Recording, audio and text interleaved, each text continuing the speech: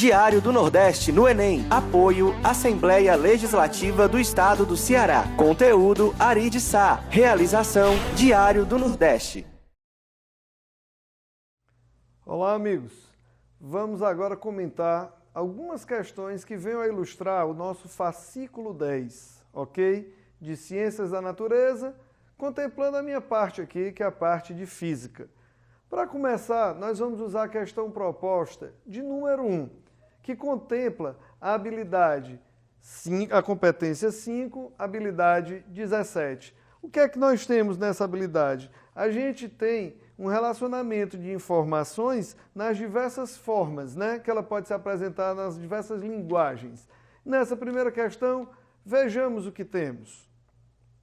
Trabalhar com análise dimensional é saber substituir a memorização desnecessária de fórmulas pela interpretação das unidades, fazendo um processo de descoberta da fórmula geratriz da grandeza representada por aquela unidade. A tabela abaixo apresenta algumas grandezas e suas representações dimensionais estabelecidas pelo Sistema Internacional de Unidades. As forças fortes são aquelas responsáveis pelos fenômenos que ocorrem a curta distância no interior do núcleo atômico. A estabilidade nuclear está associada à força forte. É ela que mantém o núcleo unido, evitando que os prótons que os constituem, por possuírem a mesma carga elétrica, simplesmente sofram uma intensa repulsão e destruam o próprio átomo. Se a força forte não existisse, a matéria que forma o universo, tal como conhecemos, também não existiria. A partir da tabela e do texto, podemos inferir que a equação dimensional da grandeza força nuclear forte é... Ora, vejamos, não é por se tratar de uma força de natureza um pouco desconhecida para alguns o termo força nuclear forte, força nuclear fraca. Nós estamos falando de uma força. E por se tratar de uma força, a equação dimensional é a mesma daquela que foi obtida lá na nossa segunda lei de Newton, quando dizíamos que força era igual a massa vezes aceleração. Lembrando que esse m lá da massa, dimensão de massa. E na aceleração, lembra da unidade do Sistema Internacional? Metro por segundo ao quadrado. Esse metro é um comprimento e esse segundo ao quadrado é um tempo. Portanto, como ficaria a nossa equação dimensional? Dimensão de massa, dimensão de comprimento, dimensão de tempo a menos 2. Mas ele apareceu aí com esse i. Observe que em todos ele está elevado a 0. Ele não faz parte da tua orientação. Ok? Então, primeira questão, nós temos aí a alternativa B de bola. Olá, caro aluno. No fascículo de natureza, a quarta questão dos propostos, que é uma questão de química extremamente interessante, bastante presente nas provas do Enem, ela envolve o estudo da radiação. Quando a gente trabalha a formação de uma imagem radiográfica, você vai fazer um raio-x, uma radiografia, para ver se você tem um osso quebrado, para ver se você tem pneumonia. Qual é o princípio que acontece ali na formação da imagem radiográfica? Primeiro, você tem que ter uma fonte de radiação.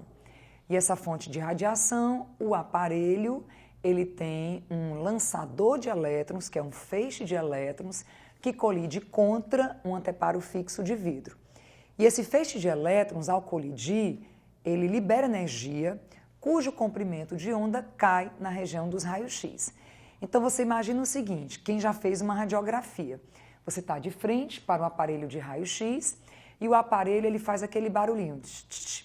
Parece que ele está batendo tua fotografia. Ali, o feixe de elétrons colide contra o anteparo de vidro fixo e a onda ela vai te atravessar. Atrás de você, eles colocam uma películazinha, ela guardada dentro de um recipiente lacrado, e nessa película existe um sal de prata. Esse sal de prata, a prata ela está na forma de Ag+, ela está na forma oxidada. E a prata na forma de Ag+, ela é transparente, ela é incolor. Então, vamos imaginar, se eu ficar aqui de lado, a onda da radiação vai te atravessar e quando ela tocar na película, ela vai fazer a prata da película, que era positiva, Ag+, virar Ag0, virar prata reduzida. E quando a prata fica na forma reduzida, a película fica escura. Agora vamos imaginar que a onda, ao vir na tua direção, ela pode encontrar algumas partes do teu corpo que vão dificultar a passagem da onda, que são as partes mais densas do nosso corpo. Os ossos, que têm muito cálcio, bastante cálcio, os músculos, como alguns de densidade mais alta, como a musculatura do coração. Então, onde a onda, ao ser barrada no nosso corpo, ela não toca na película que contém sal de prata, a prata não muda de inox. E na imagem radiográfica, ela aparece clara. É interessante que se você tiver uma prótese, e próteses geralmente são feitas com materiais metálicos como titânio, por exemplo, ou mesmo platina, esses metais, eles têm uma densidade maior do que os nossos ossos, uma densidade maior do que os nossos músculos. Então você consegue barrar a onda através do metal que está presente ali dentro do teu corpo, e como a onda não vai atravessar, a prata na película não vai mudar de inox. E na película aparece o objeto claro. Essa questão 4, proposto 4 da página 11, aí no caso, ela trabalha exatamente sobre a formação de uma imagem quando alguém engole, por exemplo, um objeto metálico. O noivo resolveu, o nome do chamado é Brincadeira Tem Limite, o noivo resolveu fazer uma surpresa para a noiva, colocando um anel dentro do milkshake. Como podemos observar, não deu muito certo e a noiva acabou indo para o hospital. A imagem que nós estamos vendo nitidamente é o anel dentro do corpo da noiva. A gente consegue ver isso. Por que a gente está conseguindo ver o anel? Porque o anel ele é feito de metal e o metal ele barra a onda que vem do aparelho de raio-x. E como a onda não vai tocar na película que está atrás do corpo da pessoa, a prata não muda de inox, permanece prata Ag+, né? Aí ele coloca, na formação de uma imagem radiográfica, a prata presente inicialmente no filme está na forma de Ag+. Quando recebe energia, no comprimento de onda da radiação do raio-x, ela muda para Ag0. Anote aí no seu fascículo, ao ladinho, né? Onde tem, está na forma de íon Ag+, você põe claro ou esbranquiçado na imagem. E ela muda para Ag0, você coloca escuro, formação escura da imagem. Podemos observar que na imagem da película radiográfica, o anel aparece bem nítido e de cor clara. Sobre a formação da imagem, marque o item correto. A cor clara na imagem é devido à presença da prata reduzida? Pelo contrário, a formação da imagem clara é porque a prata não mudou de inox. Na letra B, a prata oxidada aparece na imagem da cor escura? Pelo contrário, a cor escura é, na realidade, a prata reduzida, que é o Ag0. C. O processo de escurecimento do filme de prata durante a formação da imagem radiográfica é um processo de oxirredução? Claro que sim. Se a prata muda de inox, se ela passa de +1 clara para Ag0 escura, se ela ganha elétrons, alguém tem que perder. Elétrons não aparecem do nada. Então, tem que alguém oxidar e tem que alguém reduzir. Certíssimo, item C. D. Para aparecer a imagem do anel, faz necessário o uso de um contraste. De jeito nenhum. O contraste é uma substância química de alta densidade e o anel já tem alta densidade. A formação da imagem é uma redução da prata na ausência de uma reação de oxidação. Não existe oxidação sem redução e não existe redução sem oxidação. Galera, dando continuidade ao nosso fascículo de Ciências da Natureza, nós iremos fazer agora a questão de número 6. E a questão dita o seguinte: a E. coli e outras bactérias semelhantes são usadas como bioindicadores de poluição de praias e rios. Quando atingem determinada concentração no meio, as autoridades sanitárias consideram a praia ou o rio impróprio para o banho. Altas concentrações desses micro-organismos funcionam como indicadores de poluição por quê?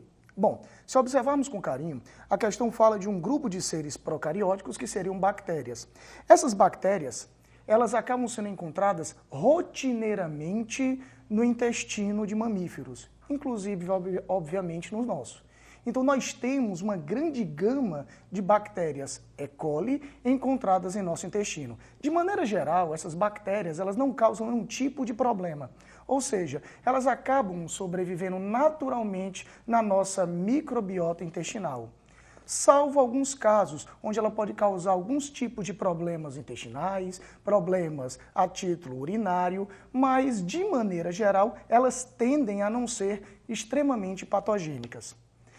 No nosso item A, ele dita o seguinte, tais bactérias são, como aí procarióticos, altamente patogênicos. Observe que ele enfatiza todos os seres procarióticos. E observemos que eu acabei de comentar que nem todos os seres bacterianos eles acabariam causando patogenias. E ele informa aí que além desse caráter patogênico, ele causaria uma série de doenças. Observemos aí que a nossa letra A ela se encontra inadequada por causa da patogenia causada por todas essas bactérias. E, logicamente, tornaria esse item inadequado. Letra B. Sua alta concentração seria um fator de competição intraespecífica com algas verdes. Gente, a palavra intraespecífica quer dizer relações entre seres dentro da mesma espécie. E observe que algas verdes e bactérias, obviamente, seriam de espécies distintas. Então, nós temos outro item aí inadequado. Na letra C, ele diz assim, sua existência indica com toda segurança a presença de fezes na água. Acabamos de comentar que tal bactéria ela é encontrada comumente no intestino humano. Isso quer dizer que, juntamente com as fezes, é muito comum esses micro-organismos serem carreados, levados. O que isso quer dizer? Que, comumente, quando nós temos uma alta concentração de E. coli em um meio, nesse caso já citado nos mares ou até mesmo nos rios, subentende-se que nós encontramos emissão contínua de esgoto naquele local. Observemos aí que a letra C parece ter uma certa coerência, já que eu estou trabalhando com um bioindicador, um indicador de poluentes. Então, a alta proliferação dessas bactérias no meio subentende-se ou indica que aquele meio está recebendo resíduos orgânicos, ou seja, poluentes, nesse caso aí, esgoto.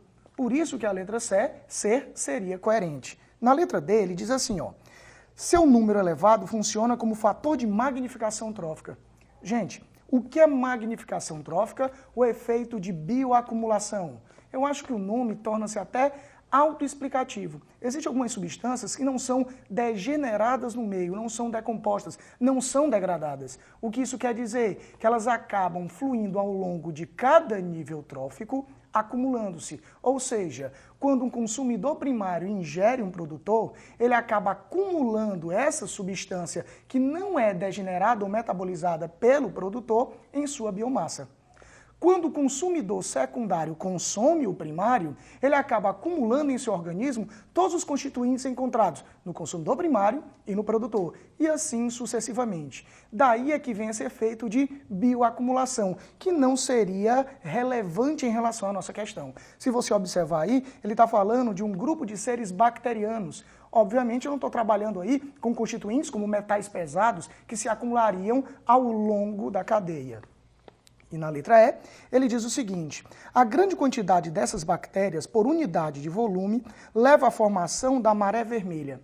É de conhecimento que a maré vermelha ela é causada por uma série de micro-organismos como as pirrófitas, que seriam seres inclusos em grupos como algas, por exemplo, que tem essa conotação, essa tonalidade, por ser realmente avermelhada.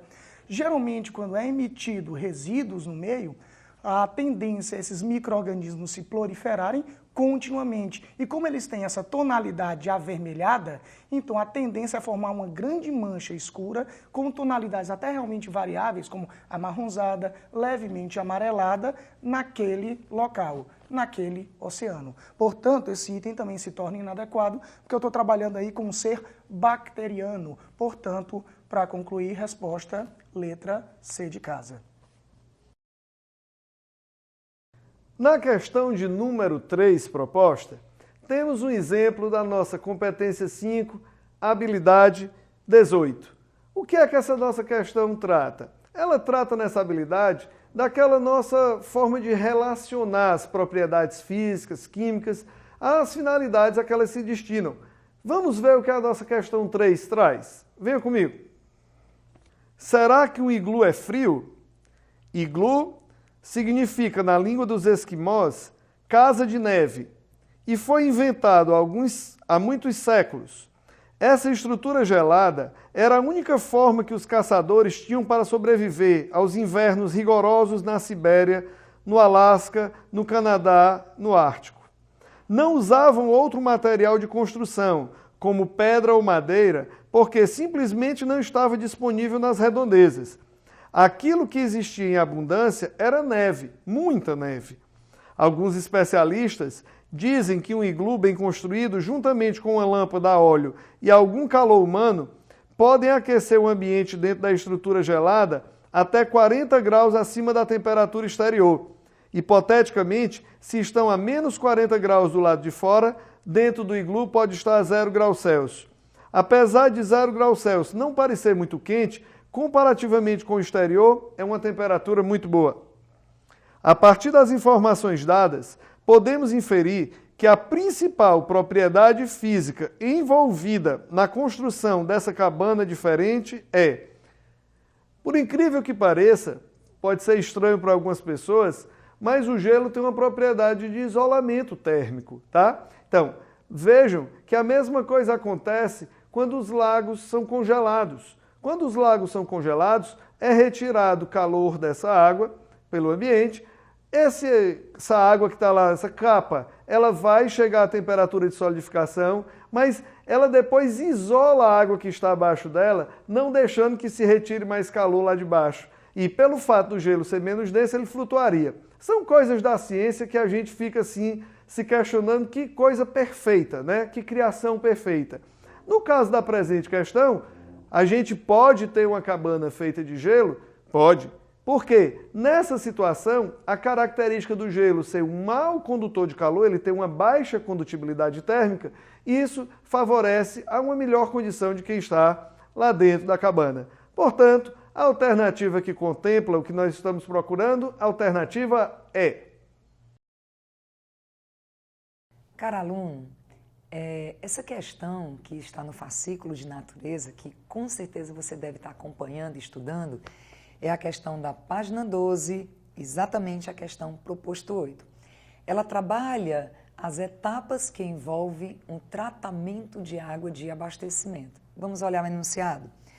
Com a escassez hídrica, os processos de fortificação e reutilização de água têm ganho cada vez mais importância. A água barrenta que vem dos reservatórios passa por diversos processos nas estações de tratamento de água.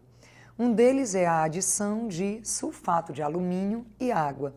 E em seguida adiciona-se pouco a pouco o hidróxido de cálcio, de tal forma que ocorra uma desestabilização das micropartículas em suspensão presentes na água bruta, que seguido de um processo de agitação lento, promoverá a formação de partículas maiores, denominadas flocos, que são facilmente sedimentáveis.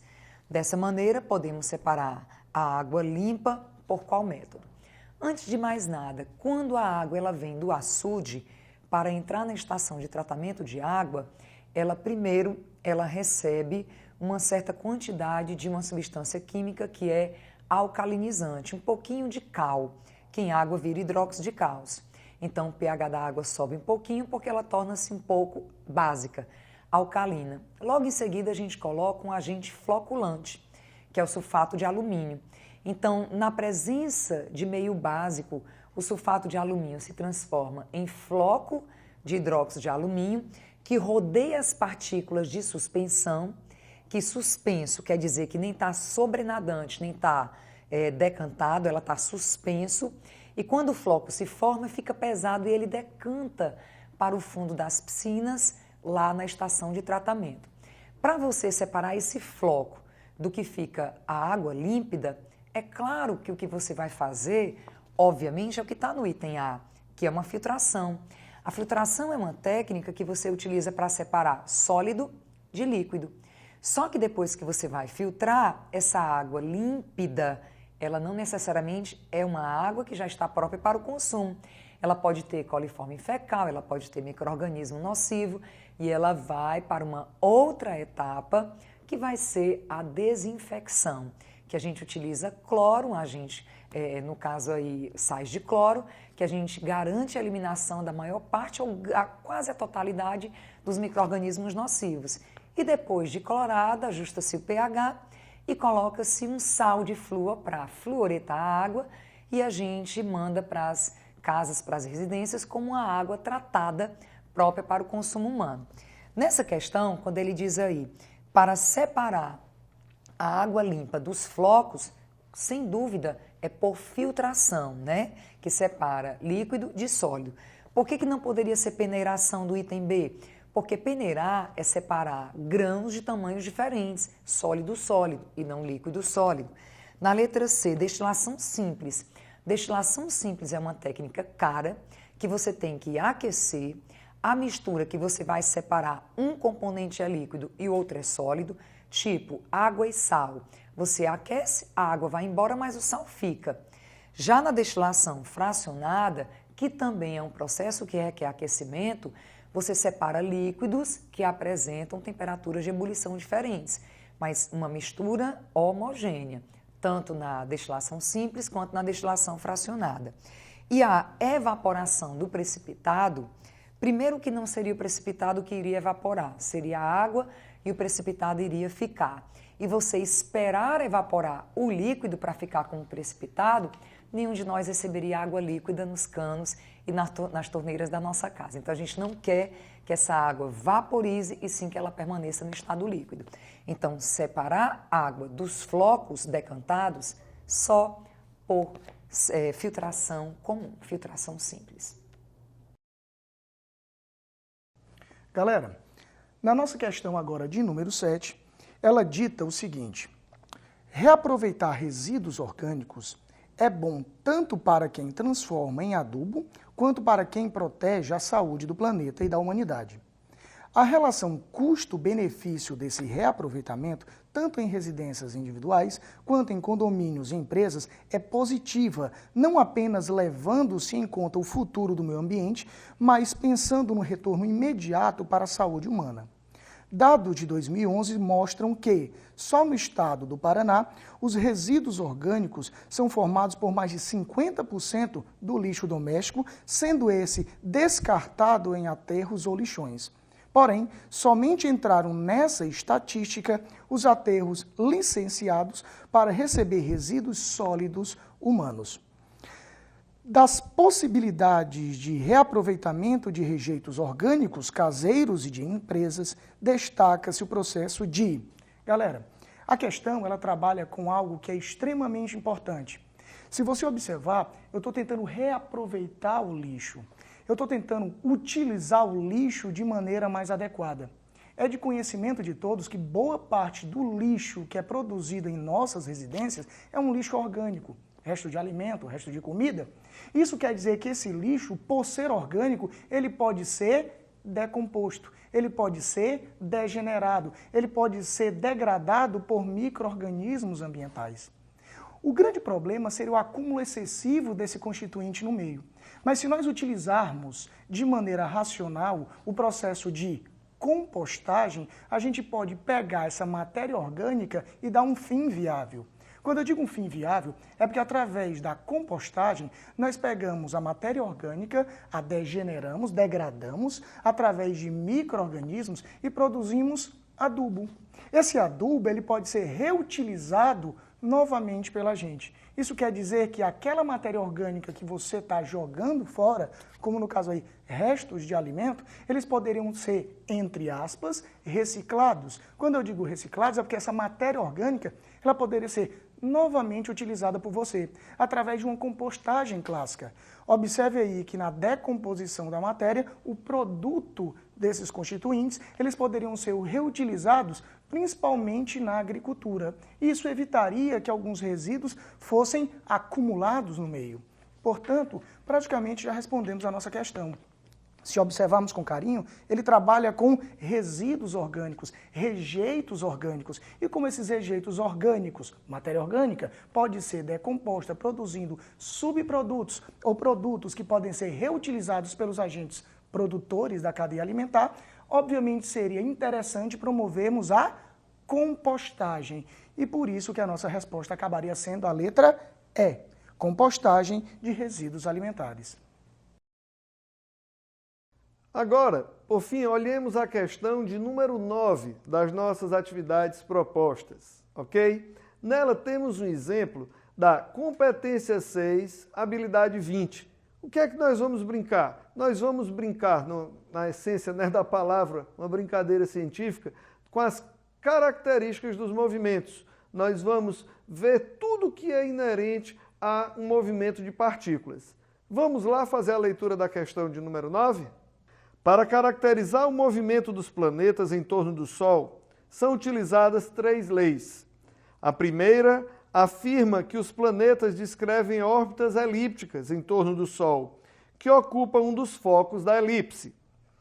A segunda, que o segmento de reta que une os centros do Sol e de um planeta varre áreas iguais em tempos iguais de percurso. A terceira determina que o quadrado do período de translação é diretamente proporcional ao cubo do raio médio da órbita em torno do Sol. Tais leis são conhecidas como...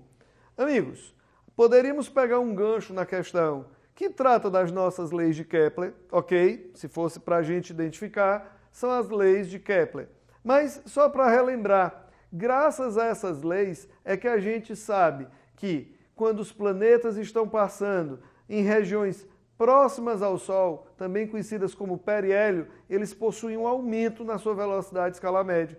Na hora que eles estão na região de afélio, a região mais distante do Sol, essa velocidade diminui, caracterizando nesses dois movimentos uma região em que vai ter uma aceleração e o outro uma desaceleração. Ou seja, quando estamos indo do periélio, região de maior velocidade média, para o nosso afélio, o módulo da velocidade está diminuindo, portanto, tem um movimento retardado. Quando a gente está indo lá da região de afélio, onde essa velocidade média é mais baixa, para a região de periélio, se há um aumento no módulo da velocidade, temos um movimento acelerado. Então, vejam que através desses estudos, desses treinos que os módulos lhe proporcionam, conseguimos revisar vários tópicos sem haver uma grande concentração em cálculos, principalmente. Esse não é o grande foco da prova. Ok? Até mais. Diário do Nordeste no Enem. Apoio Assembleia Legislativa do Estado do Ceará. Conteúdo Ari de Sá. Realização Diário do Nordeste.